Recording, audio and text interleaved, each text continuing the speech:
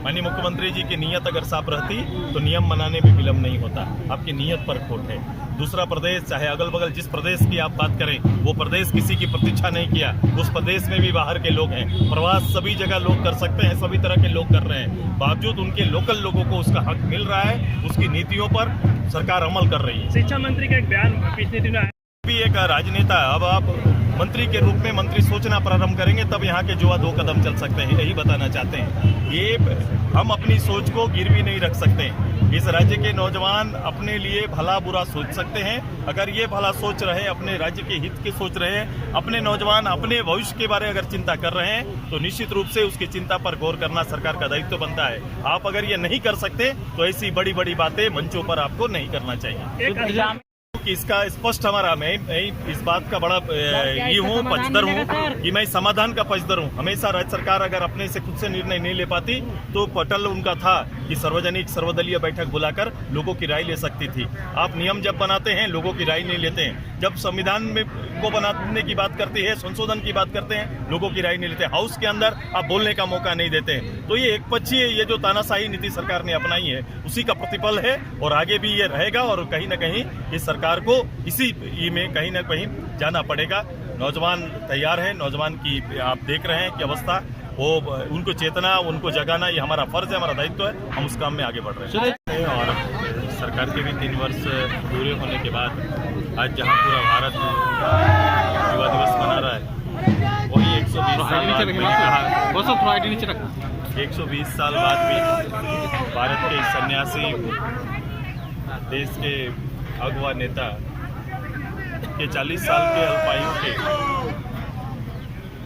जो उनके इस भारतवर्ष के लिए और विश्वव्यापी जो संदेश उन्होंने नौजवानों के लिए छोड़ा है, आज भी झारखंड राज्य के नौजवानों और देश के नौजवानों के लिए आदर्श है। ऐसे ही दिन राज्य के अंदर में हम सभी लोग, खासकर मेरा छात्र इकाई, जहां पूरा प्रदेश और नौजवान, जिसके बारे आपने उल्लेख किया, चिंता में है, जिनके माथे पे लकीर इस बात को लेकर इंकित कर रही है कि लंबे अरसे से एग्ज़ाम और उसकी तैयारी करना, सरकार के 5 लाख नौकरी वर्ष देने का घोषणा, प्रोत्साहन भत्ता देने का घोषणा, इस बीच में नियमों का, नियोजन नीति का बनना, स्थानीय नीति का बनना, इन सारे नीति और रोजगार के घोषणाओं से त्रस्त यहाँ के नौजवान अपने भविष्य को लेकर चिंतित हैं।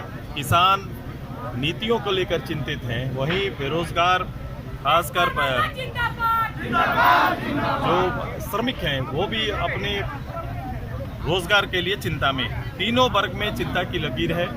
ऐसे समय में जब राज्य सरकार कदम नहीं बढ़ा रही है, तो आज के इस महत्वपूर्ण दिन को एक संकल्प दिन मानकर उठो, जागो और पद यात्रा के माध्यम से संकल्प मार्च आज संगठन के अलग अलग कॉलेज के इकाई, छात्रावास के छात्रों ने निकाल के आज इस कार्यक्रम को बल दिया है।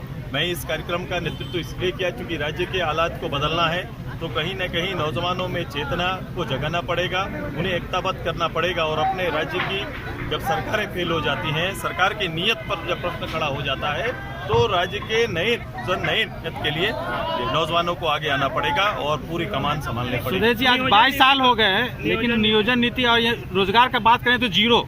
ये नियोजन नीति के नाम पर कहीं न कहीं पॉलिटिक्स ज्यादा होता है। आप देखेंगे, जिस राज्य को तरक्की करना है, जिस राज्य का लीडर अपने लोगों के प्रति ईमानदार होता है, उस राज्य इस बात का इंतजार नहीं करता, बल्कि सीधे आगे बढ़कर अपने लोगों के हित में निर्णय लेना प्रारंभ करता है। ये सरकार निर्णय न लेकर कहीं न कहीं राजनीतिक, भारत सरकार और राज्य सरकार के अंदर में एक पॉलिटिक्स खेलने का इन्होंने काम किया है। और ये अवसर देते हैं लोगों को न्यायालय में जाने का।